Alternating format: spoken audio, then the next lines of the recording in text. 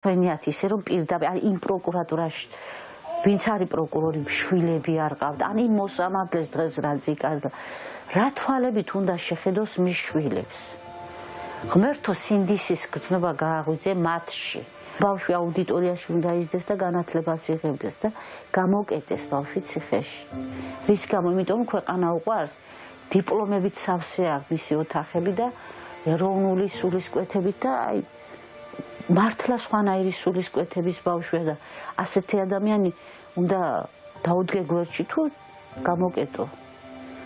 მაგრამ არა, არ დონებიათ ჩვენ ქვეყანაში ეს.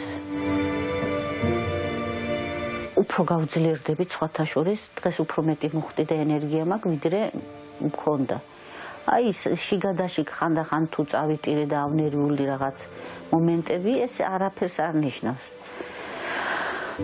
მაგენი არიან ცუდად კუთხეში მიმწყრეული და ჯობია გამოსავალი ნახონ და ხალხზე იფიქრონ. საკუთარ შვილებზე იფიქრონ ჩვენ შვილებზე თუ არა. საკუთარ შვილებს წირავენ მაგენი. რამდენსაც მეც შეგვაშინებენ, მით უკოლ ჩვენებას მიიღებენ.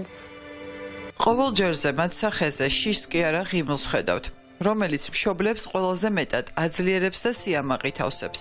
რა არ გააკეთეს გუშინ, რომელსაც სასამართლო პროცესის გარდა ყველაფერი შეიძლება ვუწოდოთ. მშობლებს აყურებინეს 2 კვადრატულში გამომწყდეული და უჰაერობისგან შეწუხებული ბავშვები, რომელთა მოსაბრუნებლად სასწრაფო დახმარების გამოძახებაც კი მოუწიათ.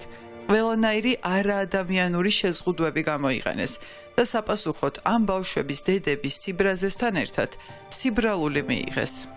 აი დღეს მე რაც ვუყურე, ელემენტარული კაცმა დარბაზი ვერ შეცვალა. უჰაერობა იყო რაღაც მომენტში, კარი გაიღო მაგედა შემოიტანეს და სული მოვითვით, არა უკვე გონებავს კარგავდი.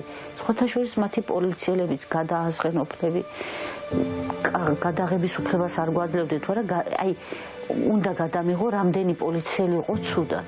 ხმას ვერ იღებენ საცოდაობით. თვითონ პოლიციელებიც ცუდად იყვნენ. აი ელემენტარული დარბაზ რო შეცლი, ეგაა ცხოვრება და მაია თავისუფალი. მაი არ არის თავისუფალი. ეგ პოლიციის მოსამართლეც საცოდავ დღეშია. როგორ შეიძლება ის მაინც უნდა უთხრა, კი ამდენს გემონებით, ამდენს გიჯერებთ, ელემენტარული დარბაზეც ნუღარ იმას ვარს მათქმევებს, ეს ელემენტარულიც ვერ უნდა უთხრას? ახლა სიცოცხლეს ნეტა აზრი აქვს. ზვია ცეცხლაძის დედამ ბოლო 2 წელიწადში რა არ გამოიარა. მის შვილს ემუქრებოდნენ და აშინებდნენ. შემდეგ საკუთარი აზრის, ხმამაღლა გამოხატვის გამო დაიჭირეს და სრულიად აბსურდული მიზეზით ამ პატარა ბიჭებთან ერთად ასამართლებენ. სამაგალითოდ სჯიან. გუშინდელმა დღემ კი მასზე ყველაზე მეტად იმოქმედა.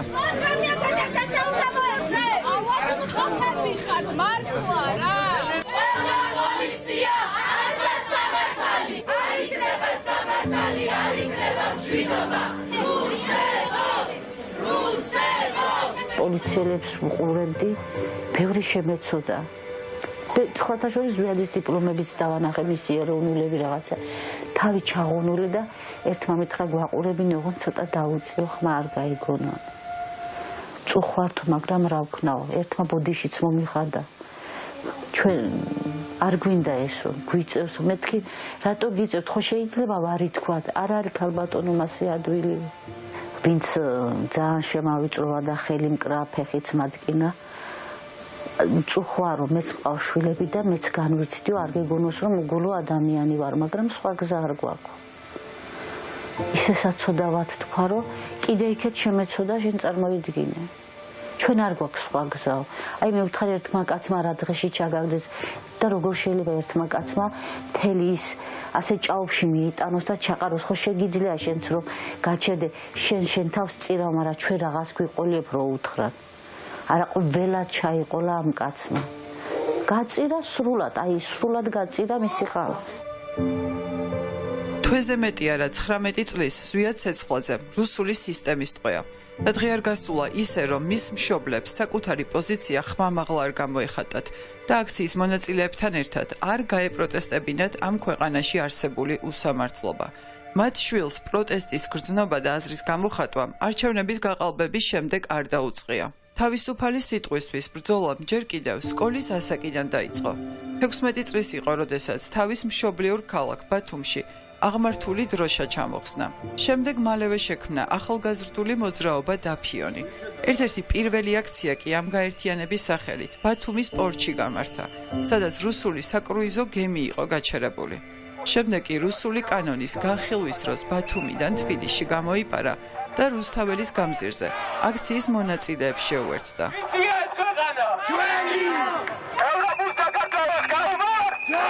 ჩვენი ოჯახი ცოტა სხვა შეხედულებების ვიყავით, ჩვენ გავლენის ქვეშ ვიყავით სამწუხაროდ პროპაგანდის, ასე გამოვიდა და ზვიად ჩვენ დაუკითხავად წამოვიდა თბილისში აქციებში მონაწილეობის მისაღებად, საკმაოდ აქტიურად ჩაერთო, ჩვენ მაშინ ცოტა არასასიამოვნო საუბარიც კი ჰქონდა ერთმანეთში, მე იმას პოსტებს აქვეყნებდა, რომ გამოპარული ვარ და სახში არ მიღებენო და რო ჩავალ ბათუმში თავში საფარი მჭირდებაო, ხუბრობდა. მშობლები მის შეხედულებას არ ეთანხმებოდნენ, თუმცა პატივსცემდნენ და ცდილობდნენ ხშირად მოესმინათ მისთვის.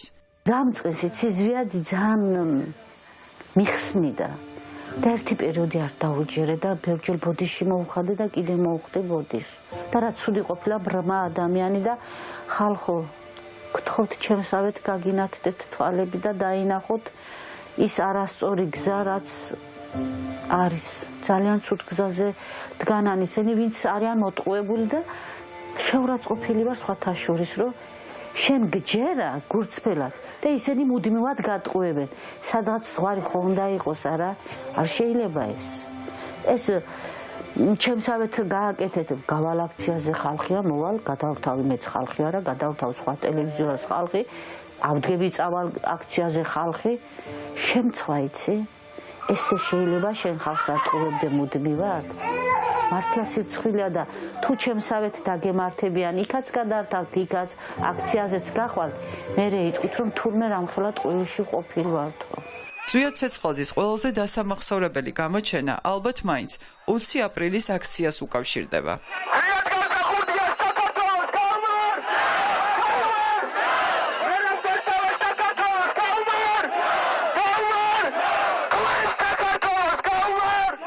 მაშინ, როდესაც ახალგაზრდები რუსთაველის გამზირი და მსვლელობით გმირთა მოედნისკენ დაიწნენ, მაშინ მოძრაობა ქალაქის ცენტრში თითქმის მთლიანად გადაიკეტა. დაღუპული ჯარისკაცების მემორიალთან ახალგაზრდებმა ფიცი დადეს, რომ დაიცავენ საქართველოს ღირსეულ მომავალს, მის დამოუკიდებლობას და ქვეყნის ევროპულ გზას.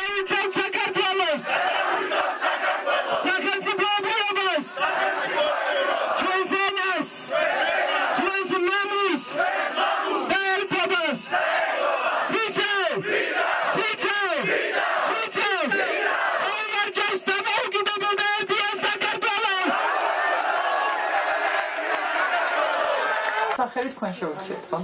სახელი დიახ მე შეურჩიე და სახელი შეურჩიე ზვიად გამსახურდია საპატივსაცემოდ შეურჩიე ეს სახელი. მინდოდა რომ ზვიადი ყოფილიყო ეროვნული ბიჭი. ვასწავლიდი რომ სამშობლო უნდა უყვარდეს, ისტორიას ვასწავლიდი, რაღაც აპრების ნაცვლად გენერლებზე ვუყვებოდი, პარალელურად რაღაც ქვეცნობიერად ისიც დამატებით მეგონა რომ წაადგებოდა სახელიც შემდგომში. ეს ადამიანი ჩვენ ოჯახს ყოველთვის მიაჩნდა საქართველოს ერთ-ერთ ყველაზე დიდ პიროვნებად უახლეს ისტორიაში. ყუპები გვყავდა და მაშინ გადაწყვეტილი ჰქონდა რომ ზვიადის და მერაბის სახელი დაგვერქვა. ერთი ცოცხალი ვერ დაიბადა და მუცელში რომელსაც ზვიადს უწოდებდით, ზუსტად ის დაიბადა, რომელსაც დაერქვა ზვიადი, რომელიც დღეს არის ნომერ მერვე პენიტენციარულ დაწესებულებაში გლდანის. იმედია მალე განთავისუფლდება და შემოუერთდება ჩვენი სამშობლოს აღმშენებლობას. ამ ბიჭებს ყველა კარგად ვიცნობთ. ვიცით მათი სახელები და გვარები. ასევე კარგად უნდა ვიცოდეთ იმ მოსამართლეების სახელები და გვარები, რომლებსაც ოლიგარქის რეჟიმი მართავს. ირაკლი ხუსკივაძე და ქეთევან ჯაჭვაძე. ორივემ პირნათლად შეასრულა ოლიგარქის რუსული ბრძანება და აქციებზე დაკავებულები პატიმრობაში დატოვეს. When შეიძლება დააფიქსიროთ იმ შემთხვევაში არის ხელდაკავშირების პროცესი. აღმავია. იჯინადე ანდრო 30 ივლისი 1990 წელს. When დააფიქსიროთ პროცესს. არ ვაღიარებ პროცესს. და შემდეგი პროცესი. არ ვაღიარებ. ეს მარტო 30-იან წლებში ხდებოდა. ამ რეალობაში თუ ჩავარდებოდით, ნამდვილად არ მეგონა და ძალიან სწრაფად. და ფიქრობ, რომ მე მგონი ჩვენ თელმა საზოგადოებამ მაინც დავაგვიანოთ რეაგირება. იმიტომ რომ ესეთ მდგომარეობაში არ უნდა მიგვეცა უფლება, რომ ქვეყანა ჩამდგარიყო. გამოგიცხადებთ გადაწყვეტილების სარეზოლუციო ნაწილს. მოცემულ სისხლის სამართლის საქმეზე 2024 წლის 7 დეკემბრის განჩინებით ჯანო არჩაიას, რუსლან სივაკოვის, ლუკა ჯაბუას, ანდრო ჭიჭინაძის, გურამ მირცხულავასა და ონისე ცხადაძის მიმართ და 2024 წლის 8 დეკემბრის განჩინებით რევას კიკნაძის, ვალერი თეთრაშვილის, გიორგი ტერიშვილის, ირაკლი ქერაშვილის და სერგეი კუხარჩუკის მიმართ გამოყენებული აღკვეთის ღონისძიება პატიმრობა დარჩეს უცვლელი. განჩინება გადაეცეთ საქართველოს სისხლის სამართლის საპროცესო კოდექსის 206 მუხლის მეშვიდე ნაწილის გათვალისწინებულ პირებს და ორგანოებს. განჩინება შეიძლება გასაჩივრდეს მისი გამოტანიდან 48 საათის განმავლობაში. ზოგჯერ მგონია, რომ რაღაცა უნდა გამოვფხიზდეს სიზმარია თუ რაღაცა ფილმებით, აი ფილმს რო უყურებდა, რომ დამთავრდება და აი და არ მთავრდება. არ მთავრდება და არის დევნა ახალგაზრდების არის ესენი პატიმრები არ არიან, ესენი არიან წევლები და აბსოლუტურად უკანონოდ დაპატიმრებული და დაჭერილი ბავშვები, ბარაჩვეულებრივი ბიჭები, ერთმანეთზე უკეთესები. ეს იყო, ადრეც იყო და ჩვენ მაინც ვერ გამოვედით ამ ბოლშევიკური ყოფიდან ვერ გამოვედით, ბოლომდე ვერ როგორ ჩანს.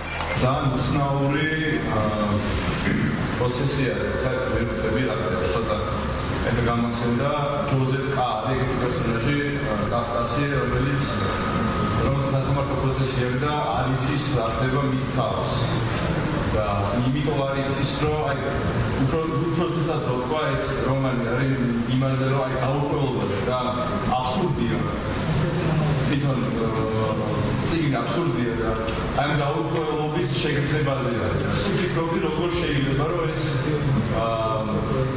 ეს შეგრძნება რაღაცნაირად პრაქტიკაში გაცოცხლდეს ყველა რაღაცნაირად მოხერხდა და ძალიან უცნაური არის და ისეთია რა საკმაოდ რაღაცნაირად უცნაური ერთის მხრივ და მეორეს მხრივ ასევე საინტერესო ეთყობა ვიღაცა მცილი დასწამა იოზეფ კ-ს, რადგან არაფერი დაუშავებია და ერთ მშვენიერ დილას მაინც დააპატიმრეს. ეს კავკასეული აბსურდი თეატრის სცენაზე კი არა, რეალურ სამყაროში თამაშდება. ჩვენს გარშემო, სადაც მსახიობ ანდრო ჭიჭინაძეს, როგორც იოზეფ კ-ს გაურკვეველი მიზეზით ასამართლებენ.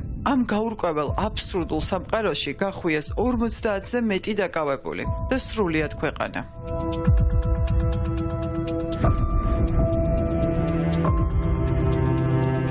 კონდა გუშინ რომ დამთავრდა სასამართლო და ეთყობა გადაიყვანეს იქ ახლოს არის პრინციპში დილმიდან და მალევე დამირეკა რომ არა მაქო წუთებიო და ერთი რაღაცა იცოდე რომ ძალიან გთხოვარი ნერვიულო. წარმოუდგენიათ რომ ამ ახალგაზრდებს არ ეშინიათ და რაც უფრო უარეს გააკეთებენ მით უფრო უარესი პასუხია. ხოდა რა ვიცი, უდემდე უნდა გაგიწევდეს ეს.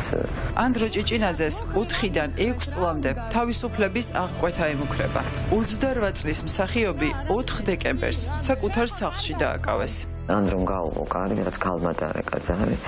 შემოვიდნენ და ესე პერელოდებოდნენ პროპაგანდისტულ ტელევიზია ნადეჟდას. ის იგვიანებდა და იჯდნენ აქ და ესაუბრებოდნენ ანდროს. ეს ცდილობიანად სხვათა შორის დამკვდა სპეცრაზმი დიდი რაოდენობით ეზოში.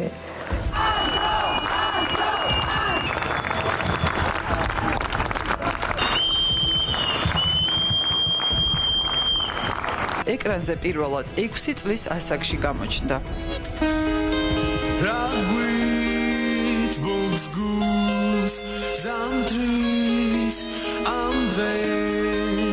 ეს კლიპი რო გადაიღეს, რატომაც მაშინ ძალიან მოუნდა, ძალიან მორცხვი იყო.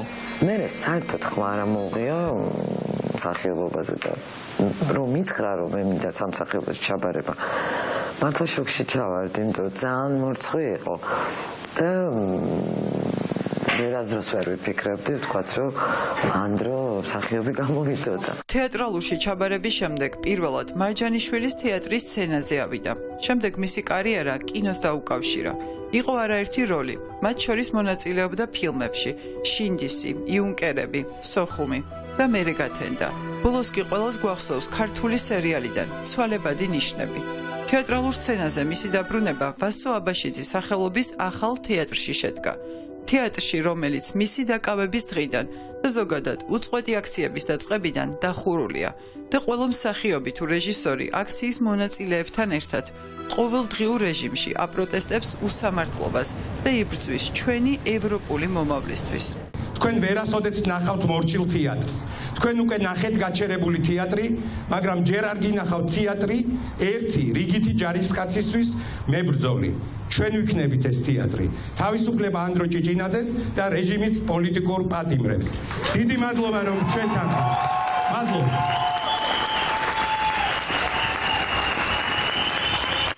პროტესტი გრძელდება უწყვეტ რეჟიმში და სრულ დაუმორჩილებლობას აცხადებს რუსული რეჟიმის წინააღმდეგ.